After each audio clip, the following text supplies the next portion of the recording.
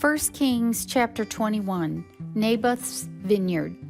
Now there was a man named Naboth from Jezreel who owned a vineyard in Jezreel beside the palace of King Ahab of Samaria. One day Ahab said to Naboth, "Since your vineyard is so convenient to my palace, I would like to buy it to use as a vegetable garden. I will give you a better vineyard in exchange, or if you prefer, I will pay you for it." But Naboth replied, "The Lord forbid that I should give you the inheritance that was passed down by my ancestors." So Ahab went home angry and sullen because of Naboth's answer. The king went to bed with his face to the wall and refused to eat. "What's the matter?" his wife Jezebel asked him. "What's made you so upset that you're not eating?" "I asked Naboth to sell me his vineyard or trade it, but he refused." Ahab told her, "Are you the king of Israel or not?" Jezebel demanded. "Get up and eat something and don't worry about it. I'll get Naboth's vineyard." So she wrote letters in Ahab's name, sealed them with his seal, and sent them to the elders and other leaders of the town where Naboth lived. In her letters she commanded, "Call the citizens together for a time of fasting and give Naboth a place of honor. And then seat 2 scoundrels across from him who will accuse him of cursing God and the king. Then take him out and stone him to death."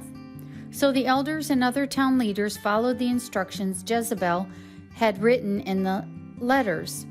They called for a fast and put Naboth at a prominent place before the people. Then the 2 scoundrels came and sat down across from him, and they accused Naboth before all the people, saying, "He cursed God and the king." So he was dragged outside the town and stoned to death. The town leaders then sent word to Jezebel, "Naboth has been stoned to death."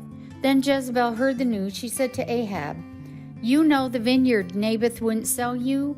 Well, you can have it now. He's dead." So Ahab immediately went down to the vineyard of Naboth to claim it.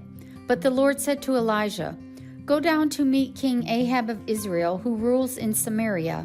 He will be at Naboth's vineyard in Jezreel, claiming it for himself. Give him this message. This is what the Lord says. Wasn't it enough that you killed Naboth? Must you rob him too?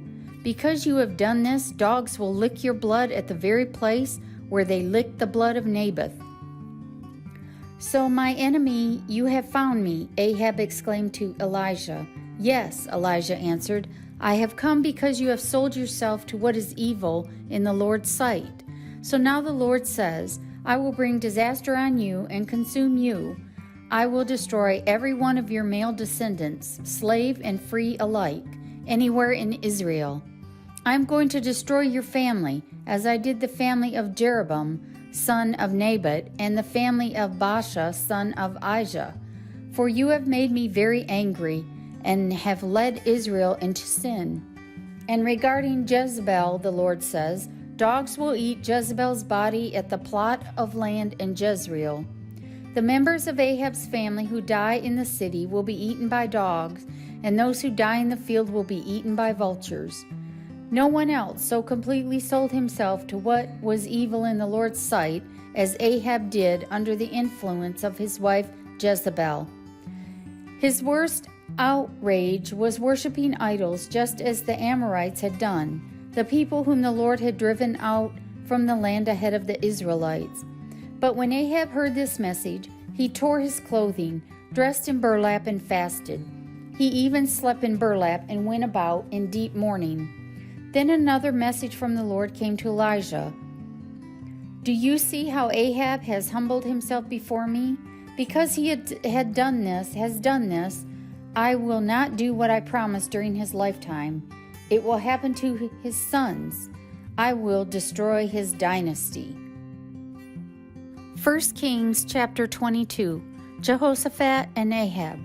For 3 years there was no war between Aram and Israel. Then during the 3rd year, King Jehoshaphat of Judah went to visit King Ahab of Israel. During the visit, the king of Israel said to his officials, "Do you realize that the town of Ramoth Gilead belongs to us? And yet we've done nothing to recapture it from the king of Aram." Then they turned to Jehoshaphat and said, "Will you join me in battle to recover Ramoth Gilead?" Jehoshaphat replied to the king of Israel, "Why, of course, you and I are as one. My troops are your troops, and my horses are your horses." Then Jehoshaphat added, "But first let's find out what the Lord says." So the king of Israel summoned the prophets, about 400 of them, and asked them, "Should I go to war against Ramoth Gilead, or should I hold back?" They all replied, "Yes, go right ahead. The Lord will give the king victory." But Jehoshaphat asked, "Is there not also a prophet of the Lord here? We should ask him the same question." The king of Israel replied to Jehoshaphat, "There is one more man who could consult the Lord for us, but I hate him. He never prophesies anything but trouble for me. His name is Micaiah, son of Imlah." Jehoshaphat replied, "That's not the way a king should talk. Let's hear what he has to say." So the king of Israel called one of his officials and said, "Quick, bring Micaiah, son of Imlah." Micaiah prophesies against Ahab. King Ahab of Israel and King Jehoshaphat of Judah, dressed in their royal robes, were sitting on thrones at the threshing floor near the gate of Samaria. All of Ahab's prophets were prophesying there in front of them. One of them, Zedekiah, son of Kenah, made some iron horns and proclaimed, "This is what the Lord says.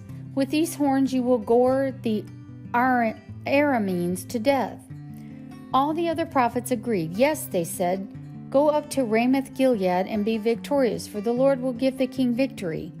Meanwhile, the messenger who went to get Micaiah said to him, "Look, all the prophets are promising victory for the king. Be sure that you agree with them and promise success." But Micaiah replied, "As surely as the Lord lives, I will say only what the Lord tells me to say." When Micaiah arrived before the king, Ahab asked him, "Micaiah, should we go to war against Ramoth Gilead, or should we hold back?" Micaiah replied sarcastically, "Yes, go up and be victorious, for the Lord will give the king victory." But the king replied sharply, "How many times must I demand that you speak only the truth to me when you speak for the Lord?" Then Micaiah told him, "In a vision I saw all Israel scattered on the mountains like sheep without a shepherd, and the Lord said, 'Their master had been killed. Send them home in peace.' Didn't I tell you?" the king of Israel exclaimed to Jehoshaphat. "He never prophesies anything but trouble for me." Then Micaiah continued, "Listen to what the Lord says.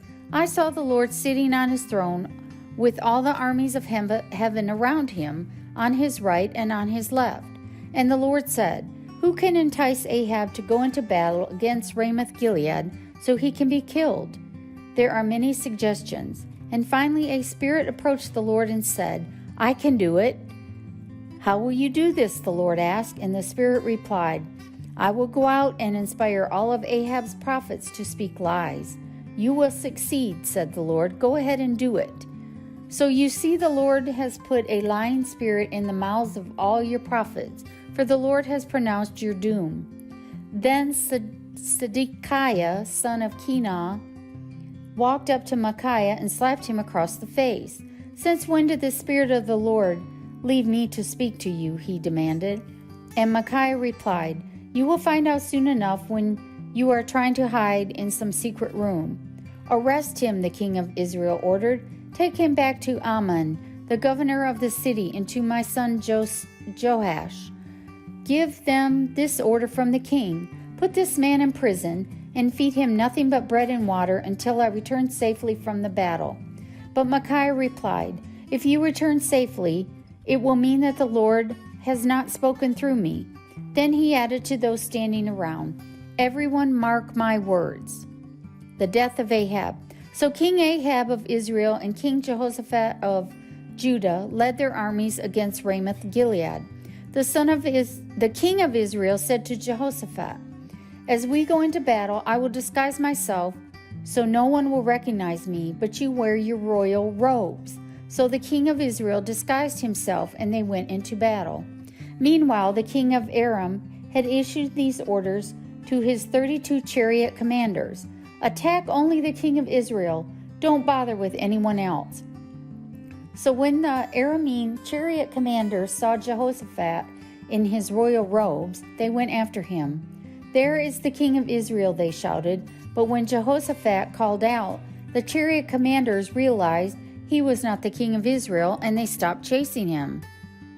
An Aramean soldier, however, randomly shot an arrow at the Israelite troops and hit the king of Israel between the joints of his armor.